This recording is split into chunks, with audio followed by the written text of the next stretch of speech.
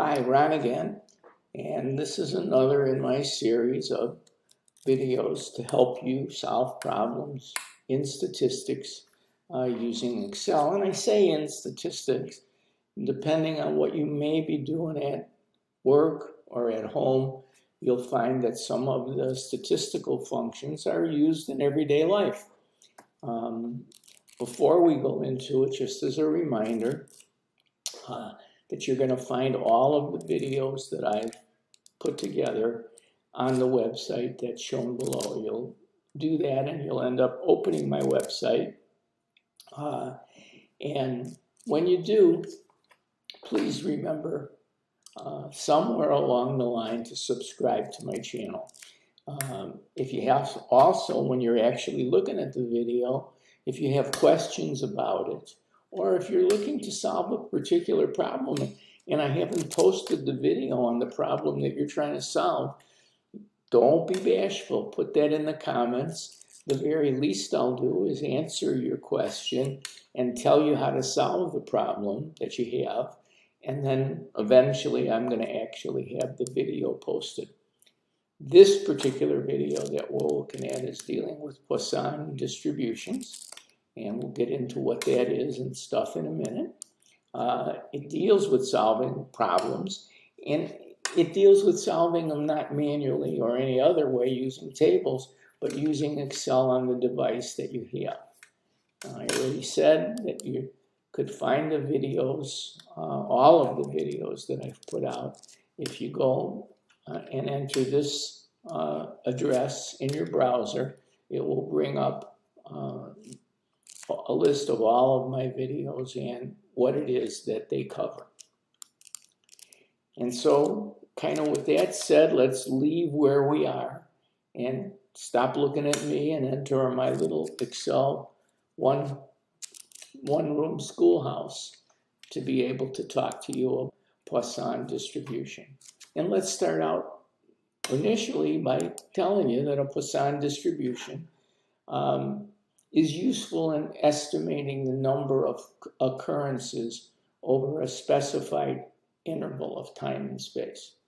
So, it's a fancy way of saying is that Poisson distributions are, when, as you'll see in the example, when you are estimating things that take particular amount of time or distance. So those couple of things are addressed by the Poisson distributions. It's a discrete random variable, and it can assume any infinite sequence of values.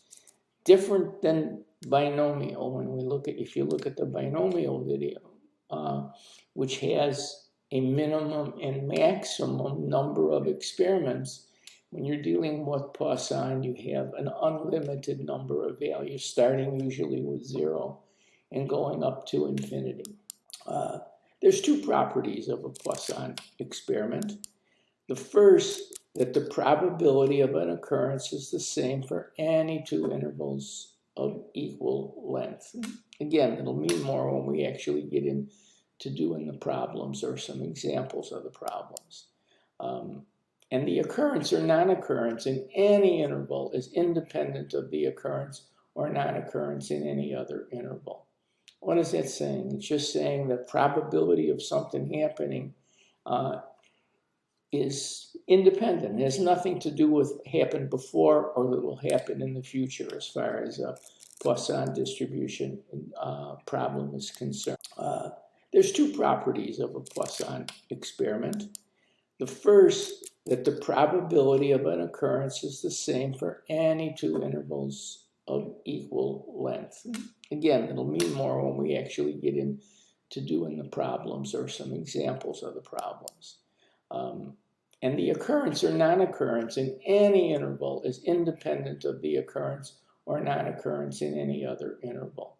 What is that saying? It's just saying the probability of something happening is independent. It has nothing to do with happened before or that will happen in the future as far as a Poisson distribution problem is concerned. So the Poisson probability function manual formula. If you were to solve these things manually, it looks like this. And it tells you, when you take a quick look at it, where the probability of X occurrences in an interval, signified by the function of X there,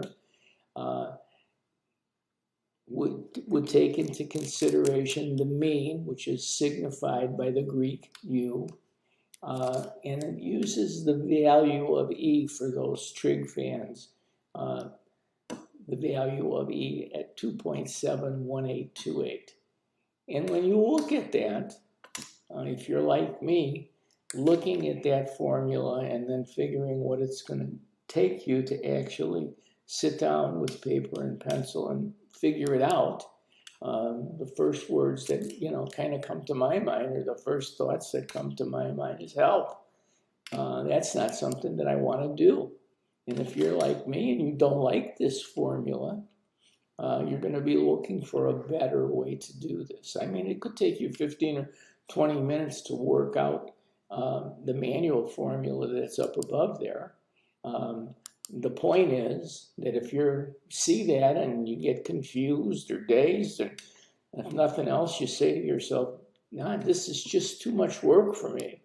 The idea is, don't despair, because Excel is there for you. And with Excel being there, help is on the way. So here now is an example. At the Mercy Hospital, patients arrive at the emergency room on an average of 6 per hour on weekend evenings. Key thing that I just said, 6 per hour.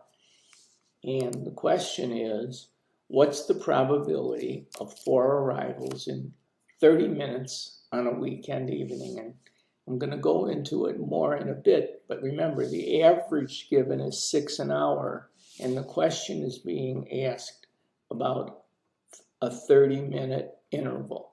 So that changes how the numbers are going to be entered into the system and into Excel, and how it would be entered differently if you also did it manually.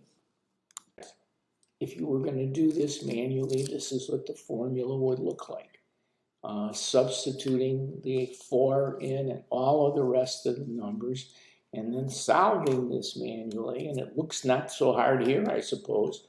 You would get the answer that the probability in this case would be 0.1680 of exactly 4 people arriving in that period of time.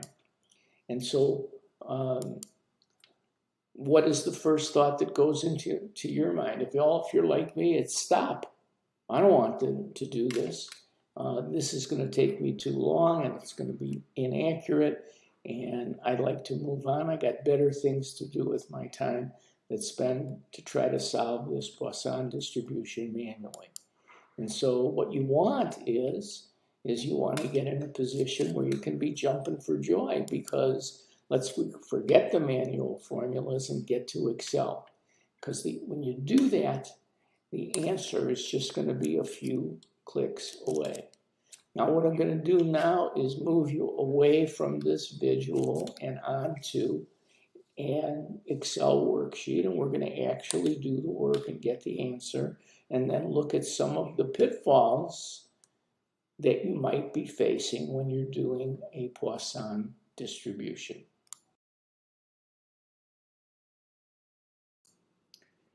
Okay, as you can see, I've opened up Excel, and I've copied over the problem right onto the Excel document, because I thought it would be a little easier for you to see what it is that I'm going to do to now solve this problem. Certainly, if you don't remember and you look back, you'll see that when we did this manually, we came up with the answer for this question of 0.1680. And now we all recognize, I hope, and realize that in order to get that answer manually, we had to go through a lot of work. And hopefully you're as lazy as me, and being lazy in a good way is you want to use the power of Excel to come up with the right answer. So we have said that this is a Poisson distribution. We told you what a Poisson distribution consists of. And so now we're going to look at the problem. Alongside of the actual problem, I've listed the three variables. X is the number they're asking us about. And in this case, it's what is the probability of 4 arrivals. So in X, I'm going to say 4. Now it asks me for the average. That's what the U stands for. The mean average means the same thing. This is a place that a lot of students get bitten on the butt, and individuals, when they're trying to work these. You have to be sure that you express the average in the same unit as the question is asking you. Sounds like a mouthful. The average in the question is 6 per hour. But what you're being asked for is not an hour, but 30-minute period. So if it's 6 an hour, you're going to enter an average for a half an hour of 3. Now, CUM stands for cumulative. If you're being asked for a cumulative number, you would put true in there, and we'll go into more of that in a minute. But we're not. We're being asked for what's the probability of 4 arrivals in a 30-minute period on the weekend. So we're going to say false. And we're going to key that in there, and it's non-case sensitive. And after we have that in there, we're going to move ourselves down to a field here where we could actually go ahead and solve the problem. We're going to use the built-in function in Excel called Poisson. And so we're going to key in equals, and we're going to start typing the word Poisson, and the drop-down menu opens. When I put the P, when I add the O to it, you'll see that Poisson and Poisson distribution are right there. Let's select Poisson. It asks us for 3 pieces of information: a 4, the mean or the average, which we have up there is 3, and whether we want cumulative or not, and we don't, so we're going to say false. When we're happy that that's what we want, we're going to select the green check, and it's going to give us the answer. Those few clicks replaced all of the manual work that we would have had to have done in order to get that 1680 manually. While we're on the subject, I'm going to, that cell is highlighted, I'm going to click in the second menu row where it says ABC 1, 2, 3, just to illustrate something. When I do that, a drop-down menu gives me a chance to reformat the information that's in that cell. Okay? Now, the first 2 things talk about the decimal places. Let's just say I wanted to show this in 2 decimal places, and it's showing in 4. I'm going to tap decrease decimal twice. And you notice that the answer of 0.1680 changes to 0.17. Well, maybe I don't want that. Maybe I want 5 decimal places. So now I'm going to increase decimal. Every time I tap it, it's going to go up 1. Now it's 3 decimals, 4 decimals, 5 decimals. If I want to go back down to 4, I just hit decrease, and it's going to show me in 4. Very user-friendly, and allows you to show the answer the way you want. Now I'm going to highlight the cell above here, and I'm going to show you what the formula looks like. The way that works in Excel, as you enter the formula, when you complete it and you hit the green check, what you've keyed in disappears and is replaced by the answer. But all this is showing you is this is what I keyed in order to get the answers that I got. So what you've got there is a quick start to figuring out the simplest part of a Poisson distribution, which in this case is an exact number.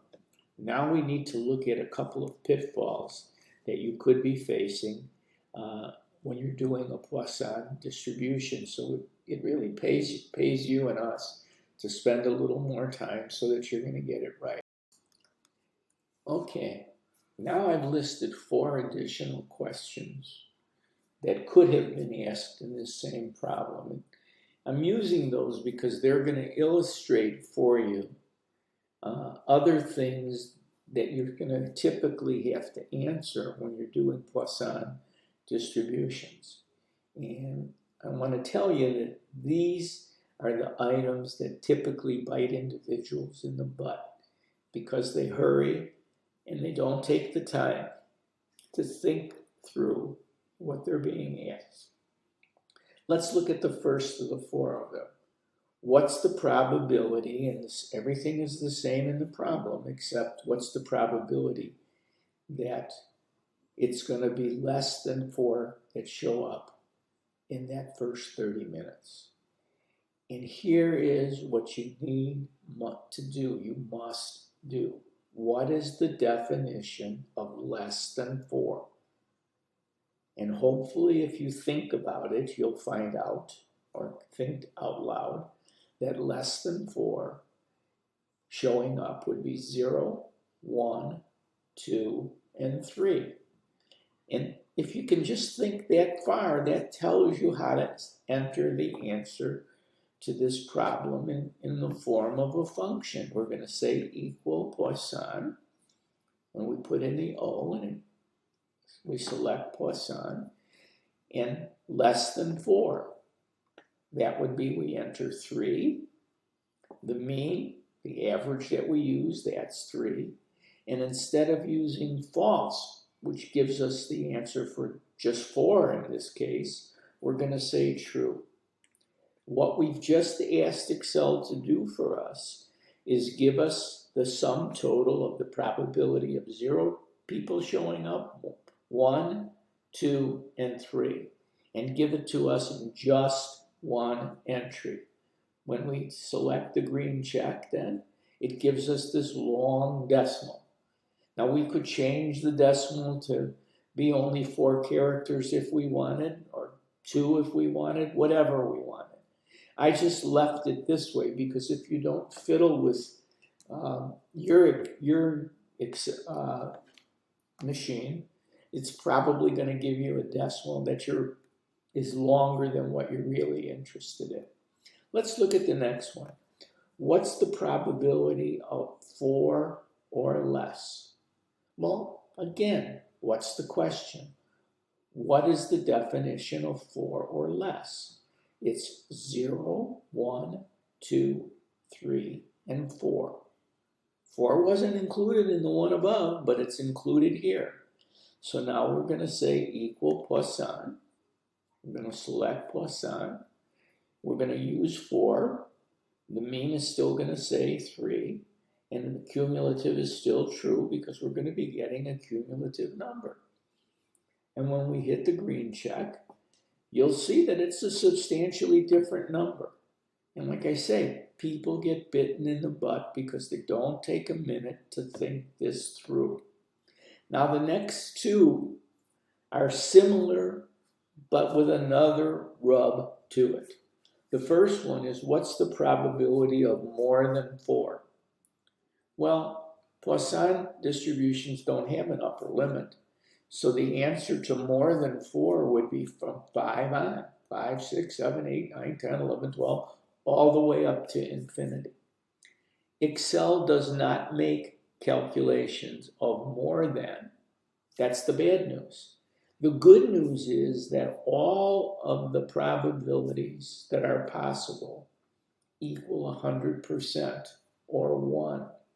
So when we're doing more than questions, we could say equal 1 minus, and now we'll do Poisson. We've got Poisson distribution, and we want more than 4, which starts at 5. So we don't want 0, 1, 2, 3, and 4. So we're going to subtract those out. So we put 4 there, 3 there, and true here.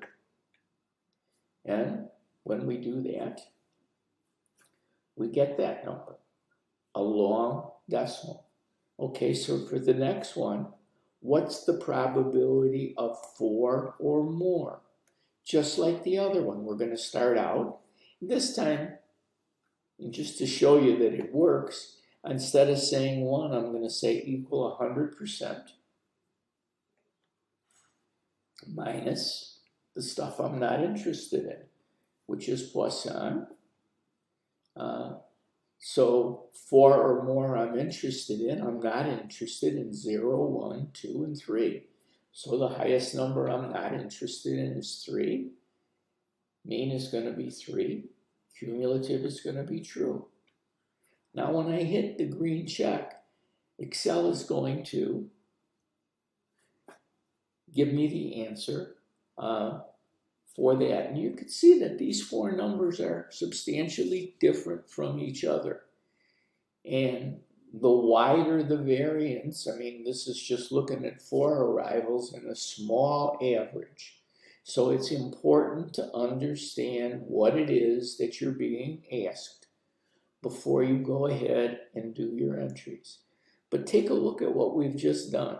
We did the first one, the actual problem that we were given, and then we went through and we looked at all of the other possibilities that we might do in a situation like this, and we did all 5 of those problems in basically a few minutes.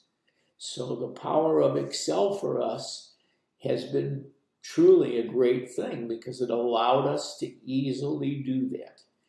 So what we've got now is hopefully understanding on how you would use the function in Excel to calculate a Poisson distribution.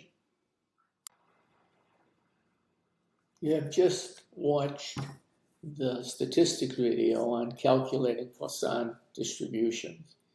And this video is really essential for any of you that are going to be solving statistics problems using Excel on their device. And it isn't a question of that you're in a statistics course necessarily, although it'll help you there. But if you're trying to work on different distributions, Poisson is used a lot outside the classroom. So it's an interesting and important skill for you to learn, which is using this function in Excel. So again, there's a statistics section of videos on my website. You can find them by keying into this address, https://ipadlearn.com. And you can also enter any comments or questions that you have in the area below the comment section. And I look at those on a regular basis, and even if you have a question that wasn't covered in the video, it will be eventually, but in the short-term basis, I will read your question and try to get back to you with an answer, even if I don't have a regular video posted at the time you sent the question in. What's super important to me, if you can do it, is to subscribe to my channel. That way you're going to get copies of new videos as I post them. And to do this, you're going to need a Google email address. YouTube will walk you through getting one if you don't have one already. And once you've done that and then you've hit the subscribe thing, that as soon as I post a new video, you'll automatically get a copy.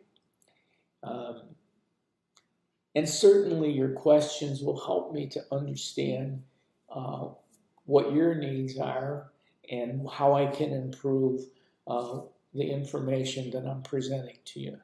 So any comments that you have would be appreciated. If you like the video and you can give me a thumbs up, great. If not, then give me a thumbs down and tell me what I need to do to make what I'm putting out for you better than it is. So thanks for watching. Hopefully I'll see you or we'll see each other again in another video.